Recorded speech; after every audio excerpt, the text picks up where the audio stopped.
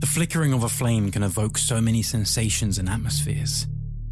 In some uses, the candlelight flitters on the fireplace embers can be warm, welcome and romantic, filling the air with a lustful ambience. Amongst the campfire tales of scary stories, those embers can burn with a sinister glow, and those candles can flicker like the spirits we try to contact in a haunting environment. Like the other elements of our world, the flame itself is highly diverse and features in many stories. We all know the dangers of fire and understand the chaotic destruction it can bring. However, many throughout history have witnessed a blue flame that did not sit amongst the embers of chaos as we would expect. And sightings continue to this day. It is often said that these blue flickers of flame, floating amongst the darkness ahead of them, were, in fact, very much alive and aware of the human interaction nearby. My name is Luke Mordew, and this modern myth is Willow the Wisp.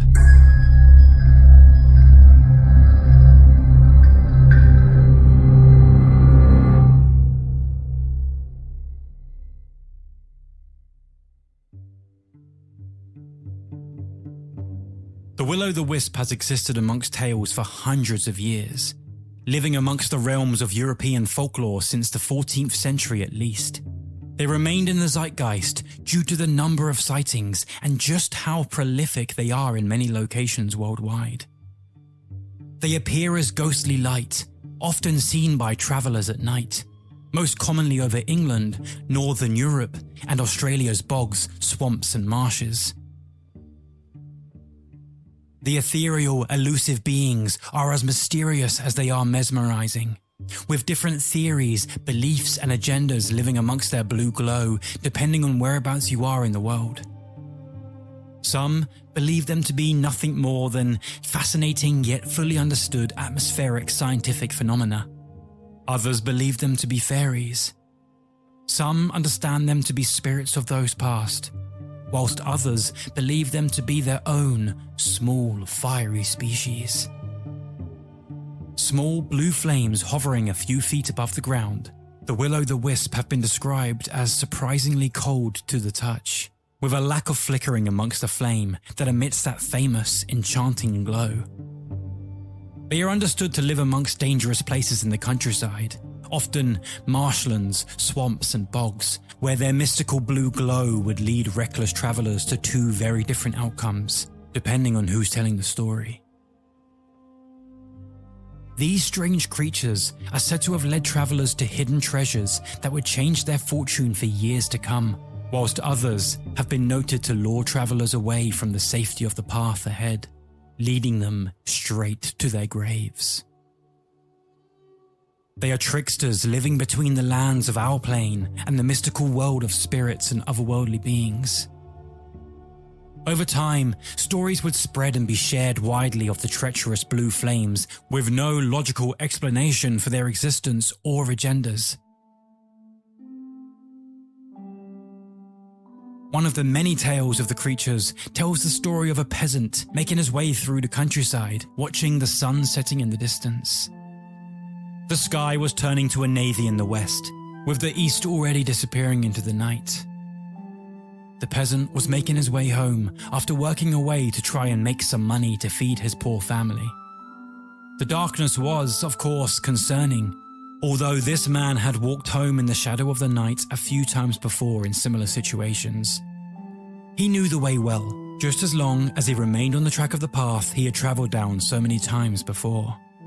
However, this man may have been accustomed to this path and considered himself alert. He was still unprepared for the walk ahead. This night quickly changed its course into something new, as he noticed the blue glow of a fire hovering slightly above the ground, just off the pathway ahead. He had never seen anything like it before. It was too bright to be a candle, too blue to be a natural fire, and yet there it was, an unflickering blue ember floating above the ground. He stopped in his tracks for a moment, mesmerized by its haunting beauty. before taking a step ahead to approach it. It was only when he had edged ever so slightly closer that he began to notice something else. This otherworldly glow was emitting from the inside of a lantern. The lantern was being held by a strange, shadowy, dusty-looking creature watching him from the darkness ahead. It turned, venturing deeper into the wilderness, taking its enchanting blue light with it as it headed throughout the shrubbery.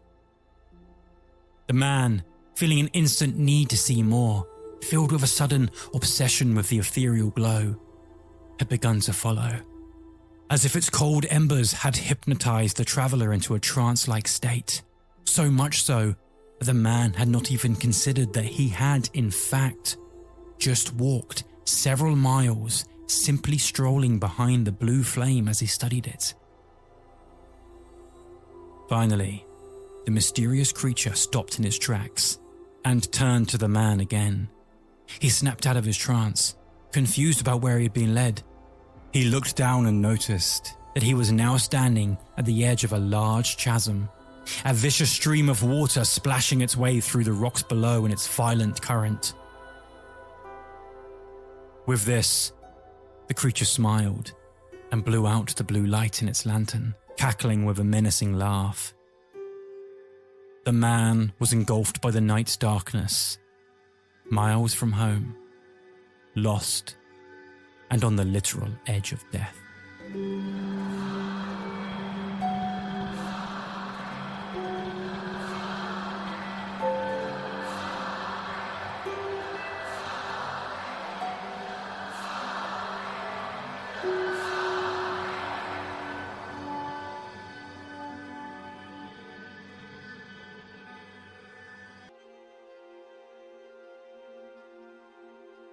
The origins of the light's name are unclear, although it seems to be connected to the Swedish word wisp, which means a small, lit bundle of sticks, whilst the will could derive from the Saxon word wile, that means fraud, trick, or deceit. Although it could simply be Willow the Wisp, translating quite literally as Will of the Torch. Even the name of our yearly visits from the jack-o'-lanterns we carve each Halloween gather their name from the urban legend of Willow the Wisp. In British folklore, the Will-o'-the-Wisp is known as evil and menacing. The Welsh believed that the light was of fairy fire, held in the hand of a puka. This was a goblin-like fairy, tiny in size, that would lead lone travellers off the beaten track at night, where it would finally extinguish its flame, leaving them lost amongst the darkness, as I had just described. Other tales suggest that the creatures are in fact guardians of treasure, much like the Irish leprechauns, leading those brave enough to follow them into riches. This, of course, created even more mystery and excitement to their existence, as if you were to ever witness one and follow, you could be walking to riches or your death. Some stories suggest that your fortune with these creatures is not always down to luck. The Will-o'-the-Wisp would either lead you astray to die or out to safety, depending on how you treat the creature at first. In Belgium and the Netherlands, the Will-o'-the-Wisp are, in fact, the lost spirits of unbaptized children, flitting between heaven and hell. In Sweden, one idea is that the Will-o'-the-Wisp are unbaptized souls trying to lead travelers to water in the hopes that they can finally be baptized and leave our plane for good. The legend of these creatures' existence have now ventured further afield from Britain and mainland Europe, most likely due to the colonization and empiric nature of some of our European countries' histories. As previously mentioned, the Will-o'-the-Wisp had also travelled as far as Australia, though interestingly, these creatures, known there as Min Light amongst the outback after dark, had lived amongst the stories of the Aboriginal people of Australia long before any Western settlement had arrived. In Mexico and Illinois, the phenomenon has been named faux follet. This creature holds similarities to the Will-o'-the-Wisp and arrived at the shores of the USA with the French. In Argentina and Uruguay, the Will-o'-the-Wisp are known as Luz Mal, translating as evil light. In Trinidad and Tobago, They are known as Sukoyant, a fireball witch that is, quite literally, a witch that takes the form of a flame at night. A similar occurrence of light phenomena consistently happening over history has also appeared throughout Asia. Known as a layer or marsh ghost light, these beings are often seen by Bangladesh and West Bengal fishers. Shirbati is described very similarly as a strange, dancing light phenomenon occurring on the Barni grasslands and marshy salt flats of the Rain of Kutch near the India-Pakistan border. In Japan, similar phenomena has been described throughout Japanese folklore, including Hitodama, Aberej, Kumonbi, Ushionabi, and more, all described as balls of flame or light associated with graveyards and the spirits of those past. Although many folk tales of the years gone by are nothing more than dark fairy tales once told through families, eventually passing down through generations until they become fully fledged urban legends of our time, these little blue flames seem to be more than that. Over a very long period, there have been sightings and descriptions by an extensive group of people. Although there are no clear answers on this phenomenon, or if it even truly exists, scientists have still taken it seriously enough to study. Much like my favourite cases of urban legends, the stories surrounding these lights may be entirely fictional, but the lights themselves seem to be natural.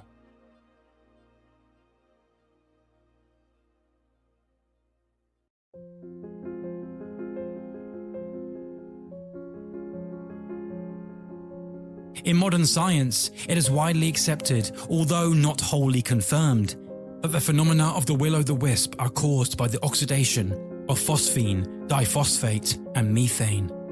These compounds produced by organic decay can cause photos emissions.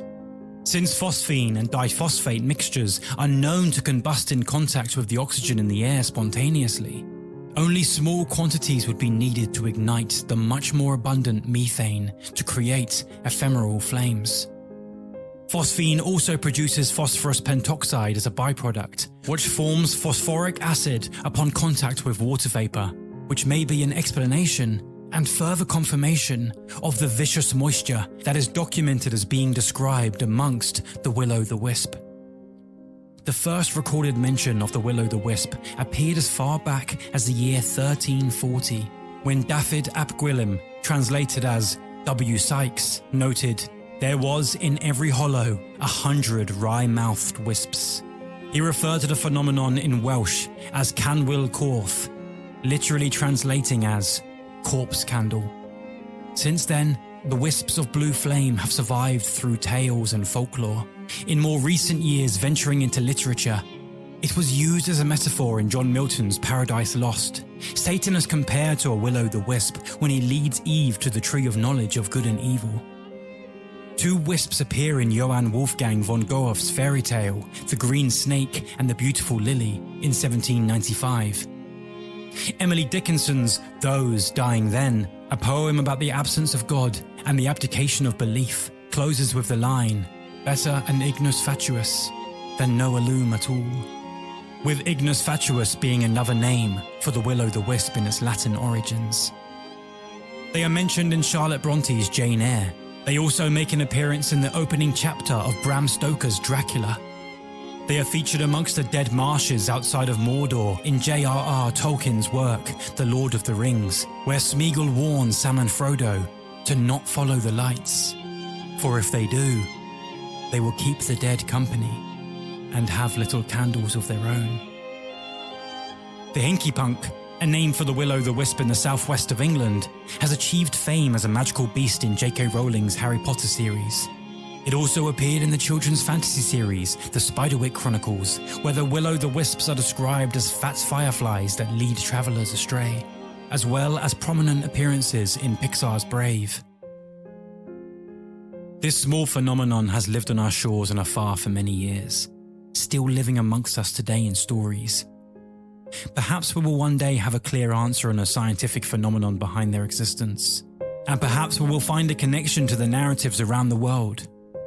Or perhaps the will-o'-the-wisp will continue to appear and disappear in small areas for years to come, much like they have always been said to do.